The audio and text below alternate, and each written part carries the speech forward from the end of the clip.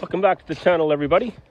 It's lambing season is upon us now. We just had a couple of sets of twins yesterday, and so now it's time to move the ram. Once your ewes start lambing, it's a good practice to remove your ram, not because they'll do anything to the lambs, but some of the pheromones and whatnot that get released by the ewes while they're in labor can cause the ram to well, think that it's breeding season, and it's definitely not.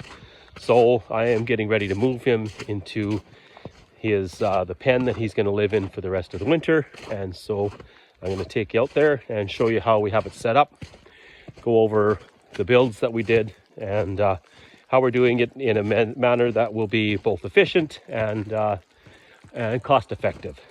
And there he is. That's our ram.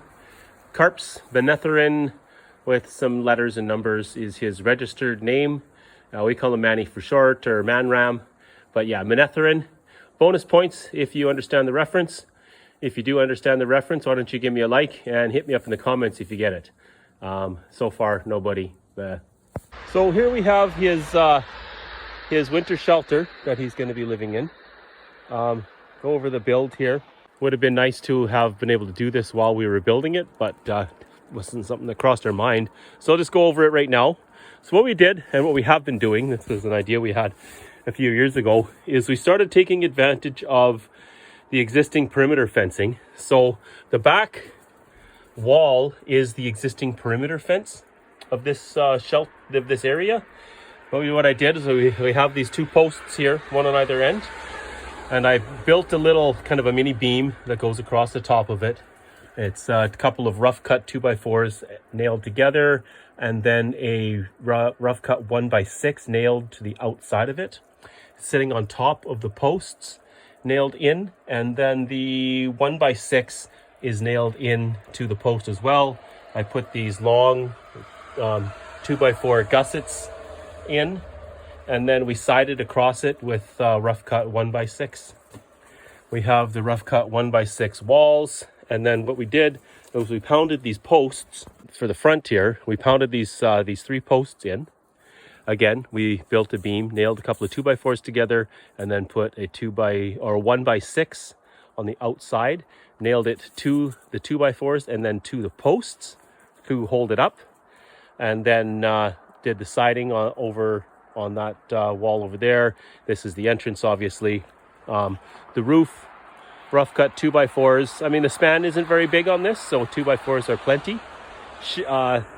The strapping was rough cut 1x4s, and then this roofing, it's not the nicest. It's a little ugly, obviously.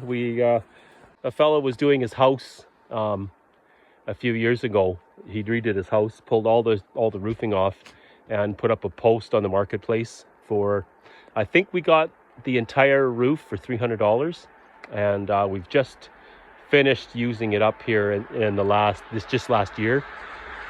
We built a number of shelters with it, and yeah, there's some screw holes in it still, but the amount of water that actually comes through those screw holes is so minimal that we haven't bothered plugging them, because you go inside even in the pouring rain and there's almost no water coming through. You can plug the holes, but I would argue that it's probably not worth it. Now, these posts here, pounded down into the ground as our supports for the front. It's not going to be as strong as if it were on a concrete foundation or something like that, but it's definitely strong enough for what we needed to do. Last year, we had a couple of steers in here, a couple of grow-out steers, and it held up just fine to them. I mean, if you had a bull or something like that leaning against it, yeah, it might cause a problem. But with just a 200-pound ram, and it's definitely not a problem.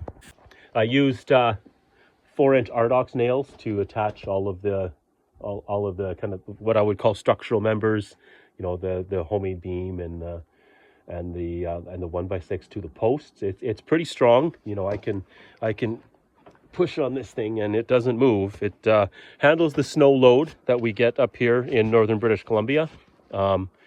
We don't live in Oklahoma, so extreme wind events are not really something that we have to worry too much about.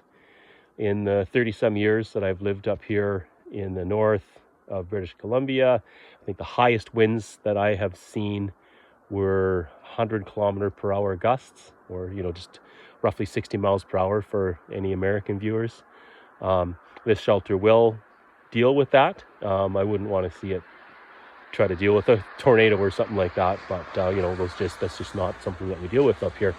So that's that's the structure that we have for him here. It's a really cheap build. I mean, this cost us almost nothing. The rough cut boards, I don't saw them myself, but we buy them from there's a local sawmill not too far away from us. We get a really good deal from him. It's you do have to deal with, when you're dealing with rough cut, it's not good graded dimensional lumber like you get at a lumber yard, and so you have to deal with some your cuts are not exactly like the dimensions are not exact, but for a field structure it's more than enough, more than adequate. So that's a really cheap budget build for us. We've got a few of these around the property. Never had a problem with them. None of them have had any structural issues, and they give the animals a place to get out of the elements. So that's what we got for you today. I'll have another one. I'm going to put up a short as well shortly here that is going to cover the watering system and how we're keeping his water thawed for this winter as well, which is I think was a really good solution. My wife came up with it, and I think it's going to work really well for us. So until then, keep an eye out for that watering video, and we'll see you on the next one. I suspect we'll see them hanging out here at the gate quite a bit, sniffing each other, but he'll get used to it. His water is up there. That's where I'll go up there and do a short video on the watering system soon.